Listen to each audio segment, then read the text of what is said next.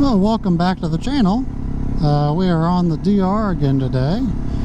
It is another wonderful Saturday afternoon, I believe. And I've decided to go back out and explore again. This time I'm going back up near where I was last time.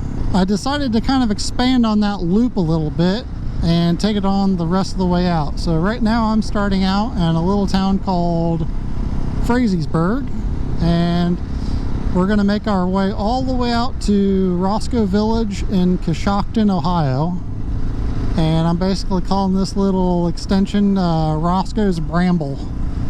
It's about 79 miles round trip, and it doesn't really extend too far in a full circle. It kind of like is pretty narrow, a couple little sharp edges, so that's why I called it the Bramble. Kind of was fitting. But this is basically where it starts for me, and then I've tracked it all out on my Garmin. This time I really tried to make sure I wasn't going to trespass on anybody's property. Really going to try to avoid that this time, because that was not a pleasurable experience. Can I help you guys?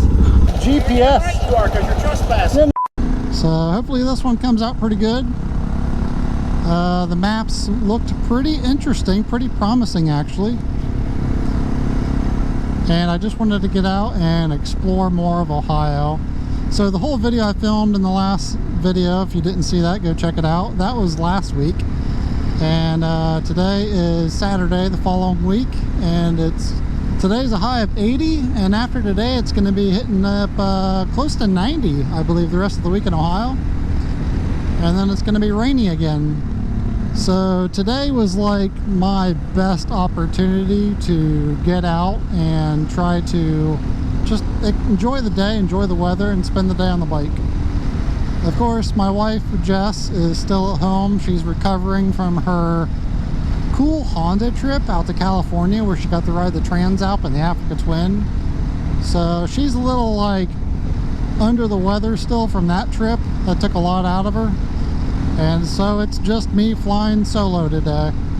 But anyways, I'm going to try to conserve battery just like I did last time and try to just capture the nice off-road sections. I did bring the 360 camera today. It can only record up to like an hour, so I'll try to use that up the best I can whenever it seems like a pretty little section, or if I want to get a nice little first person.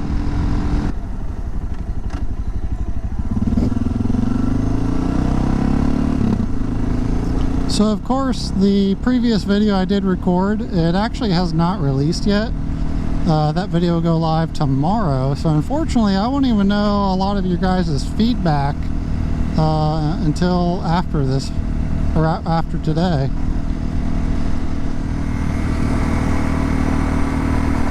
And it was kind of funny, I was out in the garage this morning prepping the bike and checking the tire pressures, and I realized that I accidentally aired up the tires to the pressure it should be for 2 uprighting. So I was actually running an extra like 3 or 4 psi in the front and rear tire.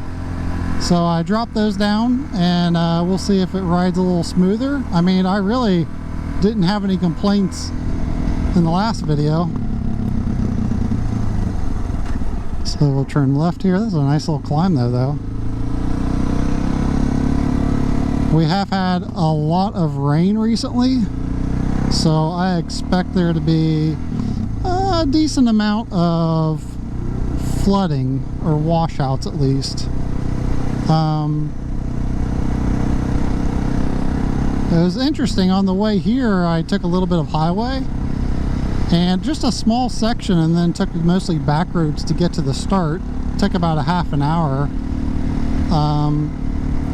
But I was going around a corner on the highway doing about 60, and a car next to me was kind of hovering, and I didn't quite like that, and then he kind of started merging into my lane.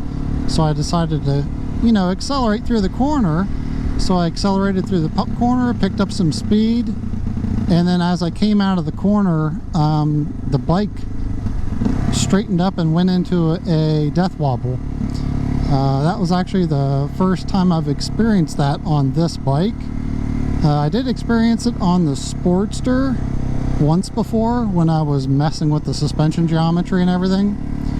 So it kind of caught me off guard, but I just kind of, you know, kept my cool and then kind of pressed on the rear brake a little bit, and that immediately straightened it out. So that was surprising. I don't know if it was a combination of coming off of a bridge transition mid-corner and accelerating and then letting off, or I don't know. Maybe I did something to make the bike unhappy. Like I said, it's the first time I've ever experienced it.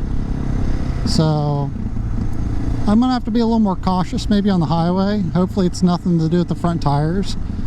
I never have balanced the front tire. I probably should do that, to be honest. Probably should. This is some chunky gravel.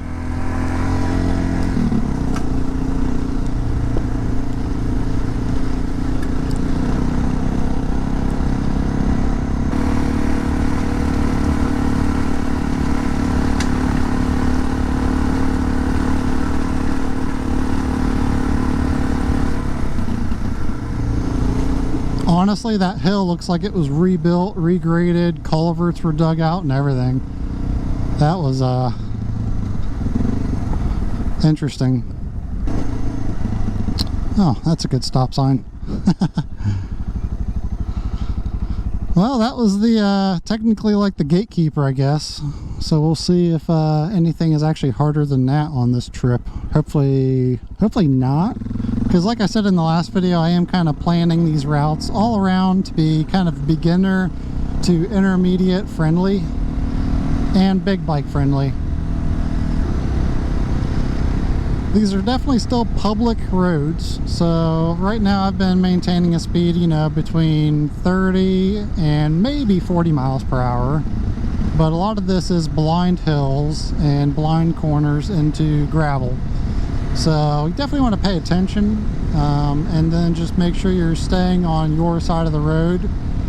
Because already I've come over the hill a couple of times and there have been vehicles, which, I mean, that's totally fine. It's not unexpected. It's just you have to plan for it. So right now, like, this is like a it looks like an old chip and seal road. A lot of the loose stuff is gone, but you can still see a lot of like the soot and little pebbles.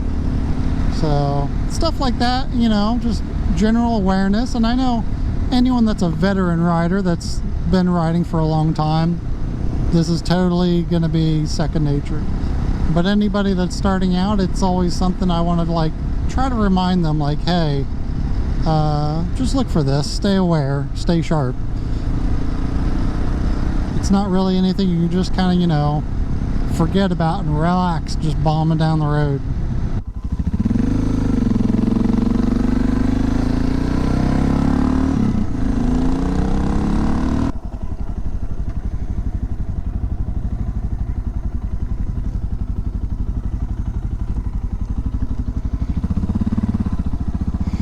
This is a very steep hill. It's basically chip and sealed with loose washout all over it. So not too bad.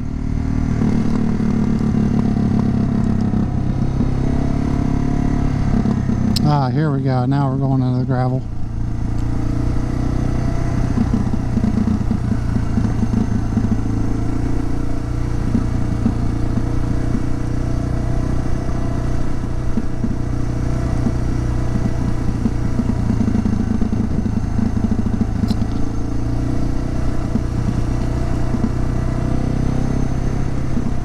The nice thing about today and all the roads being damp from the rain last night is it's not as dusty as last week, so that's pretty nice.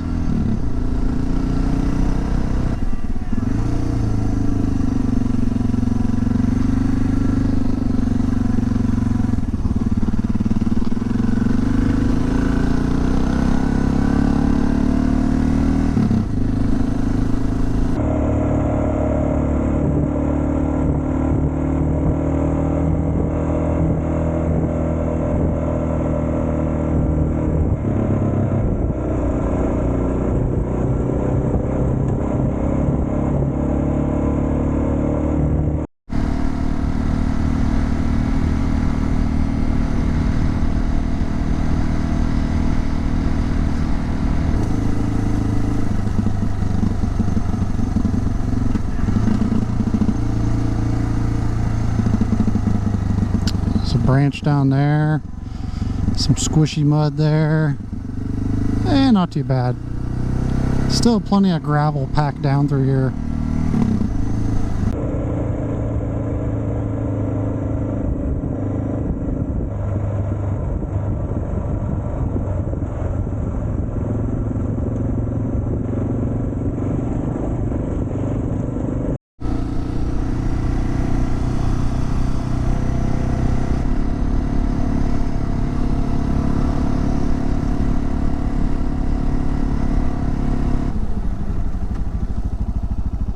So that's the section I found that was gated. This section is not, because I'm pretty sure I saw houses on it on the map. This road's been kind of cool. I've actually been following rock faces all the way through here.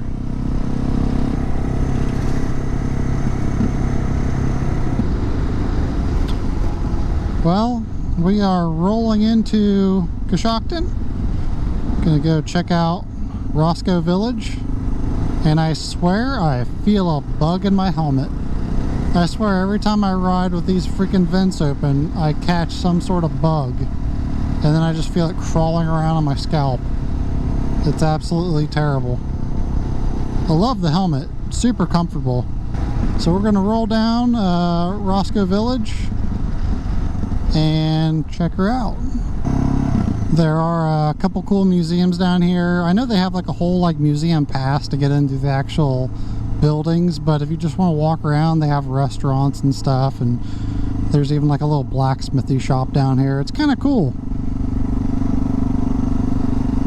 Jess and I actually came down here and made an entire day of it once, and it was actually pretty lovely. A lot of cool history in this little tiny town. The canal actually used to run right through here.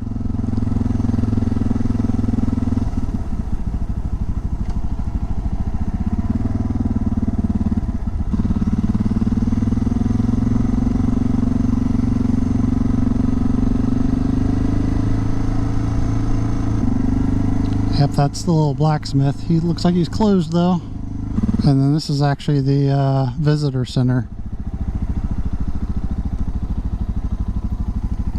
This is where you would come to buy the pass to get in all the other buildings actually.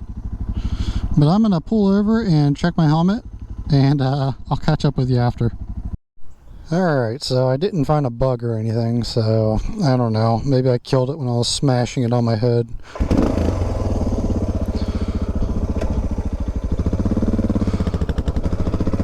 So far, I've only actually been riding for an hour and a half. So, not too bad. I feel pretty good. It's just now starting to get warm out. I just want to, you know, give a good time estimate of what this route will be. And if I know the full run time, then I know how I can pace myself with a group if we wanted to come up here and, like, you know, relax for an hour or sit at the tavern or something.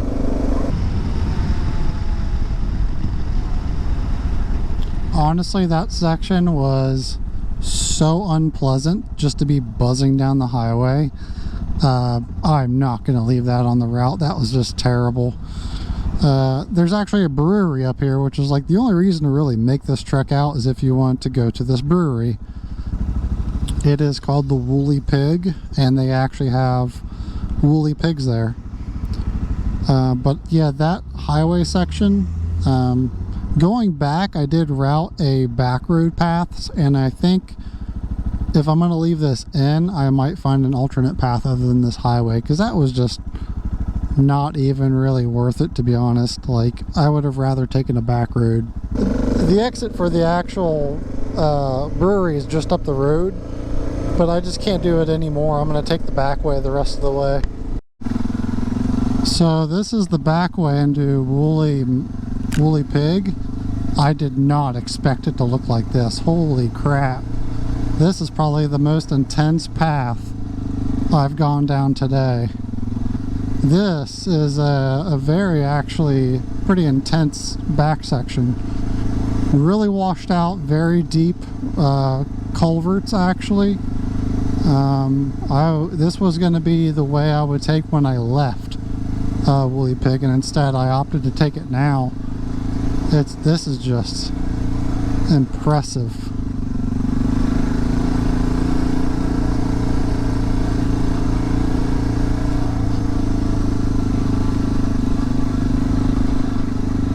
Wow. I might have to add a challenge sign on that, because I don't really consider that very beginner, to be honest. So that might be a challenge route.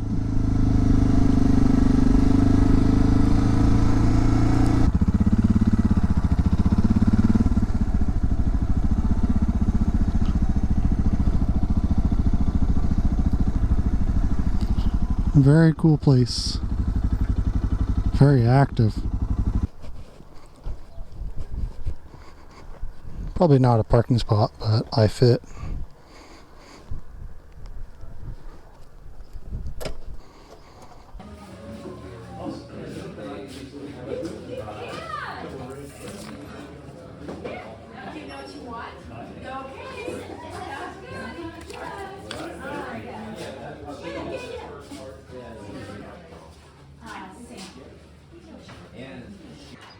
They've got these cute little shelters outside you can sit in.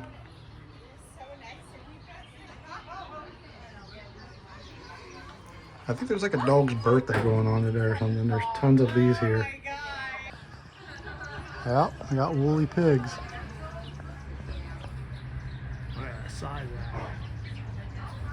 They basically have free run of all these veggies out here. And then pavilions.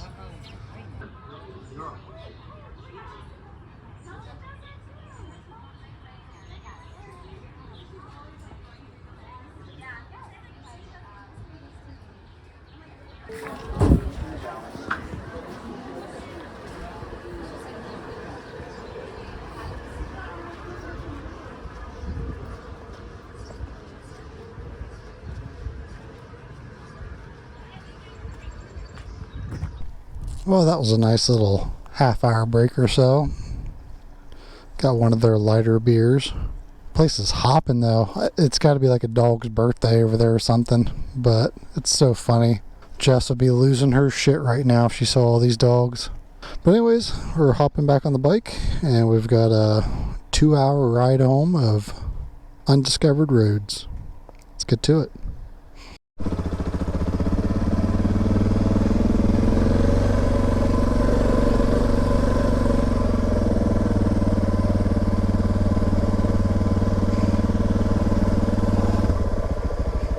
So if you were to come here, the easy highway road, the highway is right down there, and you come up here, gravel parking lot. There's also another gravel parking lot up above if you don't want to go down that hill. But we're going to go back down that treacherous route we came up just to get a second gander at it. So let's go try it out.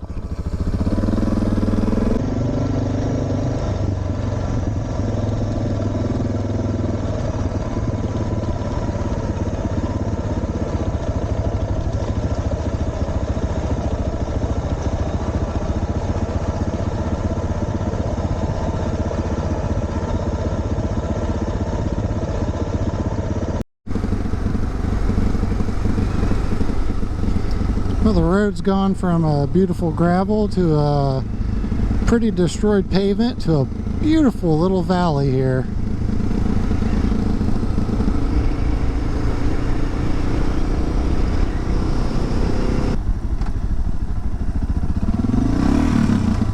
That's neutral.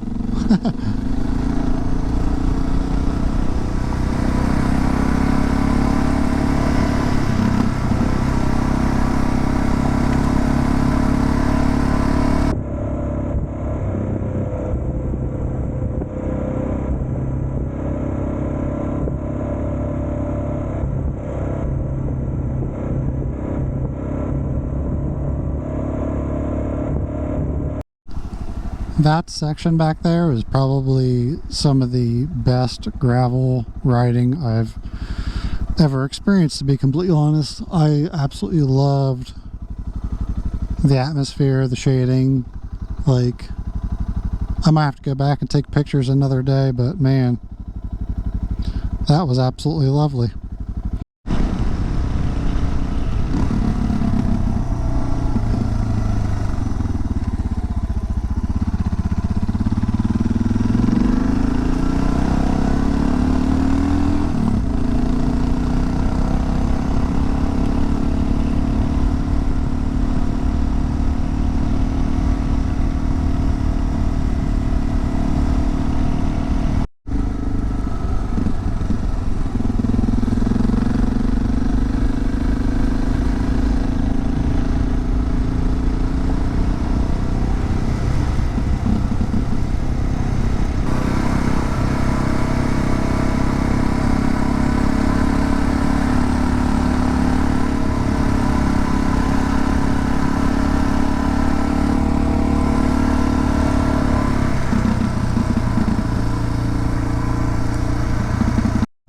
Just been cruising along, enjoying these roads, and hasn't really been any surprises, but I saw on here there's going to be a little S-turn, so I figured I might as well capture it. Went past a couple nice little farms. This actually went right between a farm. I was nervous for a second it was going to be another private road, but nope, it's got a stop sign and everything. Got houses on it, so I feel good. Well, this is basically it, surprisingly. This is where it actually connects to my other route I made.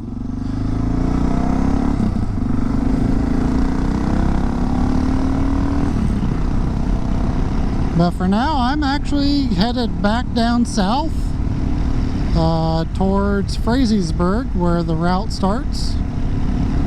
And I believe that's going to be it. So I appreciate everybody coming and watching. I had a lot of fun doing this, and if you like these types of videos, please let me know. I would love to go out and share more of my state.